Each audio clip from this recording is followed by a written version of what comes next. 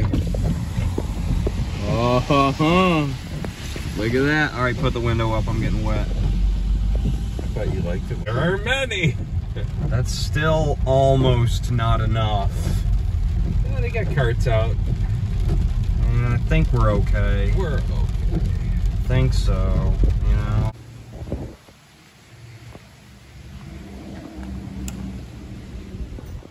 Wow, guys. Isn't this something? This is gorgeous. It feels like you're at a private country club. It really does. I mean, everything in here looks awesome. Look at that. Look at how nice that is. All those wooden chairs there. Oh my goodness. Oh my goodness. Wow. Some of the holes will play. Wow, this is something else. What's up, everybody? It's Buffalo Ben 15 Golf back at it again, and today we are kicking off the Southeastern Spring Swing Spring Break Golf Vlog Series for 2024 in Calabash, North Carolina at Crow Creek Golf Club. I have to say, this has got to be one of the best maintained courses I've ever played. Everything was just perfect, even kind of still in the off season, even though it's quite south. This course, Calabash, is just inside the North Carolina border on the other side of Myrtle Beach, which is where we stayed, Dad and I, in Little River, South Carolina, just outside of Myrtle Beach. And we played 2 courses in South Carolina and 2 in Calabash, North Carolina.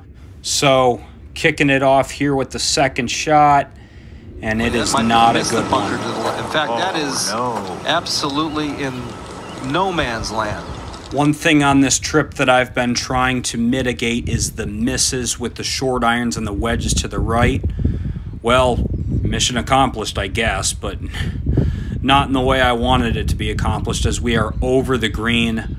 This actually almost rolled out of bounds back there by those houses, and it just was very, very difficult to hit from there.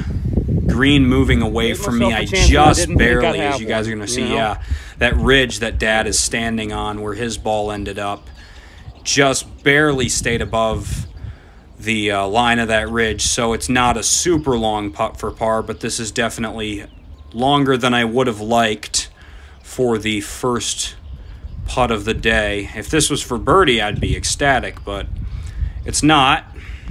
So just barely misses on the right side, my right side, and just not the way you want to start off the day. I know that the weather's not the greatest on this day. There was a big storm the night before.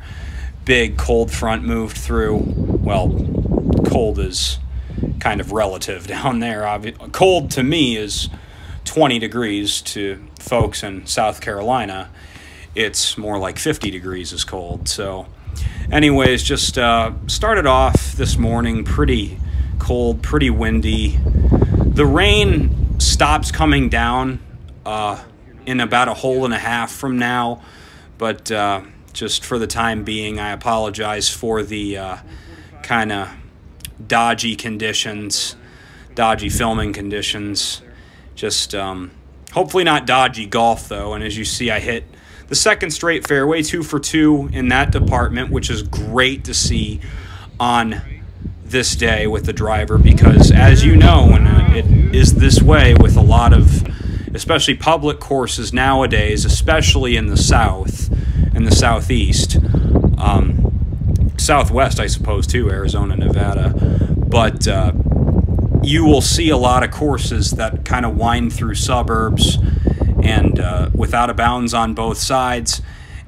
You just can't get away with squirrely drives, you know, you just can't. So the fact that at least that is on the money so far today is very, very good to see. And as you see, the first real long lag putt of the day that I had was decent. Gives me about a 6.5 footer coming back up the hill just a touch. This one moves left to right, which is, as you know, not my favorite, especially with the putting woes that I've had in the past.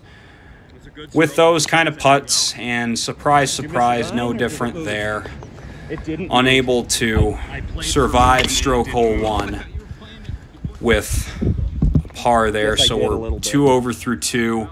Definitely not the greatest place to be, but as you know, it's not how you start, it's how you finish. And as you see, as just a raindrop hits the screen, it makes it look like crap. I apologize. But yeah, this was the last hole. The rain was really coming down.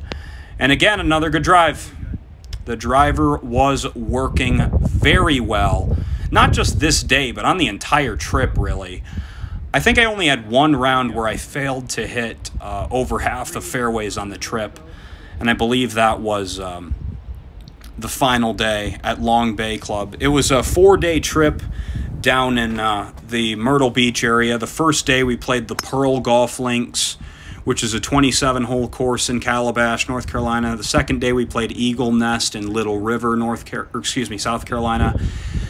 And this was Wednesday of that trip. On the third round we played here at Crow Creek, and the fourth day we played the Jack Nicklaus designed Long Bay Club out in Longs, South Carolina, just on the freeway out of town, back towards Fayetteville, Pinehurst area of North Carolina, which you guys have seen me play some rounds in over in Aberdeen, Southern Pines. Some of my most successful videos ever were from that series, so being back in the state of North Carolina, definitely trying to, for what it's worth, get the channel on the map a little bit more.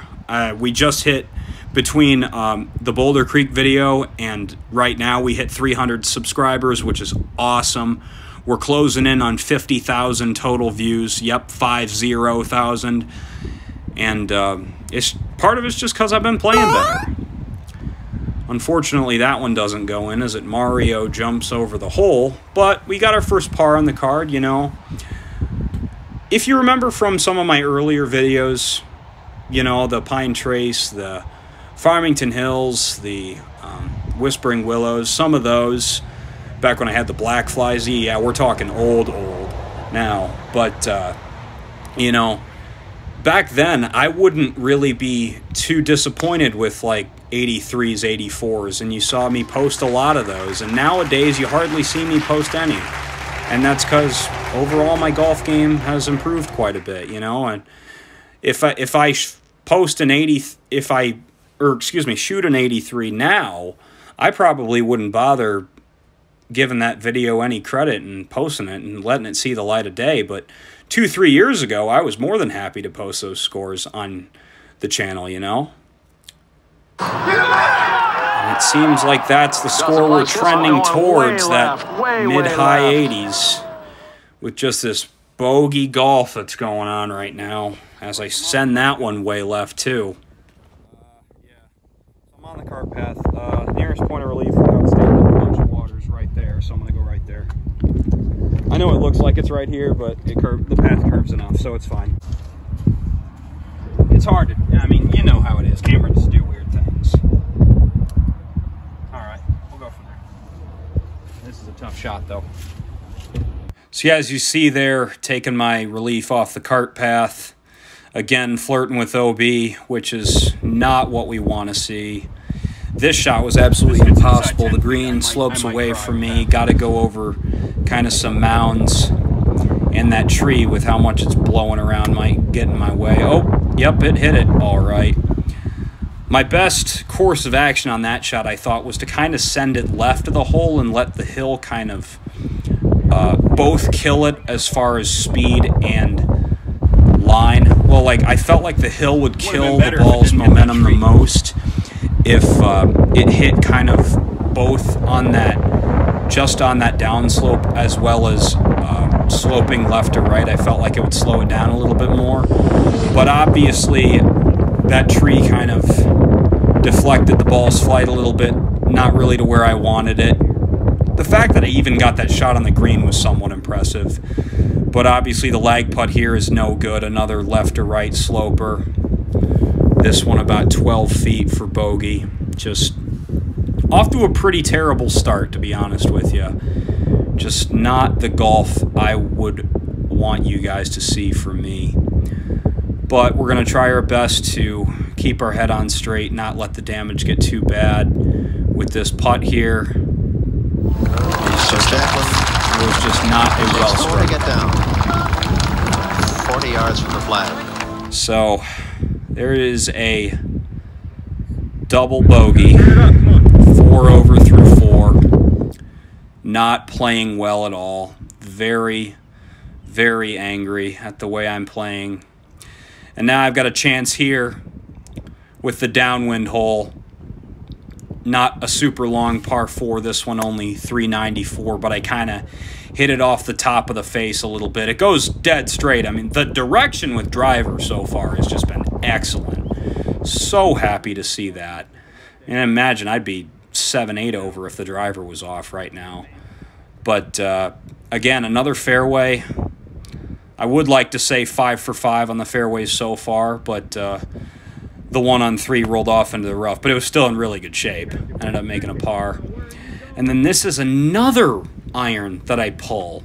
This one definitely wasn't as bad as you see. Oh, you lucky little rascal. Peter Ellis giving the commentary there on me staying dry. This one wasn't as bad, but I felt like I really needed to go after a pin with how the round was going. And it just wasn't a good decision. I should have just played for the par and not given myself this crazy chip. But I judged this really, really well. Hit that ridge with just the right amount of speed, but not too slow to not go over it. And there it is. That is a wedge worthy. Finally, some signs of life on this round as I'm walking up here. And there it is. Perched right next to the hole, just the way we like it. I'm gonna so, as you see here, because I can. No need to grab the putter. Just tap it in with the wedge, and there you go. It's a par. So, 4 over through 5 now. Still nowhere near the pace I need to be. And let me just tell you, this stretch of 4 holes that you guys are about to see is probably the toughest 4-hole stretch that I have faced, at least this year, if not all time on this channel. Both of these par 3s are 190-odd shots over water. This first one here, I take a 5-iron, and it's fine. It's a pretty good shot over to the left half of the green. Didn't quite get there, but a pretty well-placed shot, all things considered. Easy chip up the hill. No worry on speed. Got the 50-degree out to get it that rollout that I want. And this is not an amazing effort, but it's not bad. You know, if you don't hit the green and reg, if you've got a putt inside of 10 feet for par, you're generally not too disappointed. And I wasn't on this day, you know. I kind of got in the headspace of, oh, here we go. This is going to be a round where I just have to fight, scratch, and claw for everything. It'll be the hardest fought 84 of my life. But as you see here, stepping up to the putt. I'm going to get on the right track here, Phil. This goes in. He doesn't miss this. I'm one for one. Good call. Good call, Trip. And that was a big, big deal right there. Right to left breaking putt. One I know I can handle, and that was a slippery one, too. That one had a decent amount of break in it, I tell you what. But got it to go. Feeling a little better now. 4 over through 6. We're making up some time. Finally strung together 2 pars in a row. Let's see if we can keep that streak going on a very, very long par 5 here. As you see, water to the right, houses to the left. Another pretty good drive. I hate to say it, but that's probably my worst drive of the day, and it's still pretty good. You know, was just a story of the front 9. Was a good driver, which is awesome. I had a kind of a mini lesson with the PGA Golf Management Assistant Director, Internship Coordinator, Chris Bigford, kind of the second in command at my program, and he gave me a really nice fix with the driver. He noticed that I wasn't swinging up on it as much as I needed to. My angle of approach into the ball was just too low. It was causing too much spin. It was causing me to get a little too flicky with the wrists. And I think you saw that a little bit at Boulder Creek.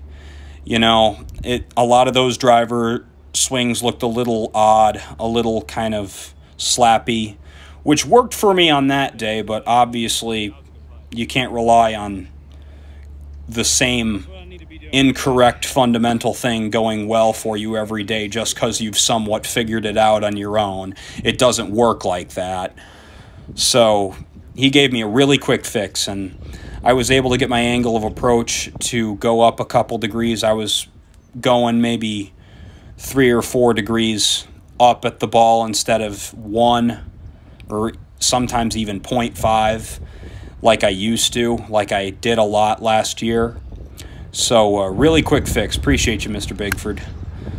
Oh, yeah. And headed into a brutal par 3 here over water, another 190 monster. That's not bad at all. This one's got even more water, even more distance you need to carry, and I do, which is great to see that I'm at least playing these kind of super penal holes, super punishing holes. I'm hanging in there, and I'm getting bogey at worst on them, and that's going to keep me in there with a chance, if nothing else. As you see now, 4 over through 7, was able to make the par on the last, and Dad stepping up for his par putt. This would be nice to get a 3 on the card for him here. Kirby in over the line. Kirby back, and he scores! Nathan Kirby, coast to coast, and Buffalo gets on the board. Great par from Dad there. Figured I'd leave that in for him on really the signature hole, in my opinion, on this course. I thought it was the most scenic. Too bad the sun didn't really break through until the back 9, but you guys will see it coming up. Oh, but you won't stop seeing those, will you? The left to right putts that I push all the time. I don't know if I'm not giving them enough respect. I don't know if that's it, or if I'm still kind of too flat with my putter face. As I head into the ball, maybe the toe is creeping up a little bit, and I need to look at that some more. But left to right putts, I tell you what, it's my kryptonite. And it always has been, really. So as you see there, 9th hole, first drive that kind of goes off a little bit into a bunker. This was a really tough hole. It was playing straight into the teeth of the wind. Even though it was only 390, it was playing 450, it really was. The wind didn't really start taming down until a few holes through the back 9, really. And it just made it real tough out there. And as you see, just a well-struck shot out of the fairway bunker there, but still just could not turn it over. And even though I got pin high, though, which is good to see that I'm at least hitting them with good contact. So doing a little bunker hopping on this hole. Very tough shot here. And what a beautiful touch. Oh, baby. Oh, Jack, that's a sensational shot. A very tough shot that I play perfectly. And with that, after being 4 over through 4, we come back to score a 41 on the front 9, +5. Course I've never seen, in pretty bad conditions. We'll take it. We'll take it. We won't lose sleep over that. And so here is Dad's par putt. This is actually to tie me on the front 9, although he was playing a tee ahead of me. Now here's Greer getting in the shot. They score! And he does! You want a little Nathan Kirby? You got a little more Nathan Kirby. This video didn't start out too good, but it ended pretty strong. And as you see, there it is, the 41 on the front 9 of Crow Creek, 73 rating, 133 slope, very tough course. I mean, look at the length of this place too. 3,442. I mean, that's big. But hey, if I want to call myself a PGA pro, and that's what I want to do, I mean, I got to hit those courses, and I got to know how to play them, and I got to know how to score on them, even though I'm hitting longer shots in.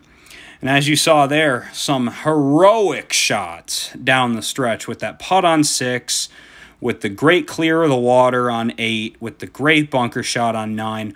Overall, very, very respectable. 4 out of 7 greens, 4 out of 7 fairways, 2 out of 9 greens. That is not going to do it.